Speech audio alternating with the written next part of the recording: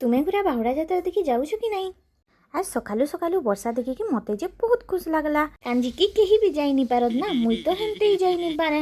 ଲେକିन ଇଟା କାଣା 10 ମିନିଟ୍ ପରେ ବର୍ଷା ଛାଡ଼ିକି ଆମର୍ ପାରାମାନେ ଦାନା ଖାଇ ପଲେଇ ଆସିଲେର। ଆଉ ମା ଆମର୍ ଗରମ ଗରମ ଚକେଲ ପିଠା ବନାଲ। ଆଉ ଆମେ ସ୍ୱାମୀ ସ୍ତ୍ରୀ ଦୁହିଁ ମିଶିକିନା ଗରମ ଗରମ ପିଠା ଚୁଲା ପାକେ ବସିକିନା ଉଡ଼ାଲୁ ନା। ମା ଏଇଠି ଗୁଟେ ଗୁଟେ କରି ଦଉଛେ, ଆମେ ଗୁଟେ ଗୁଟେ କୁଟତେଲ ଯାଉଛୁ। ଆଉ ଟିଭିରେ ଆଜି ସକାଳୁ ବାହୁଡ଼ା ଯାତ୍ରା ଲାଗିଛେ, ହେଲେ ଏବେ ତ ଜଗାର ଦର୍ଶନ ନିହା ମିଲେ। ଆଉ ଆଜି ଆମର୍ ଡାଲମା ହେଇଥିଲା।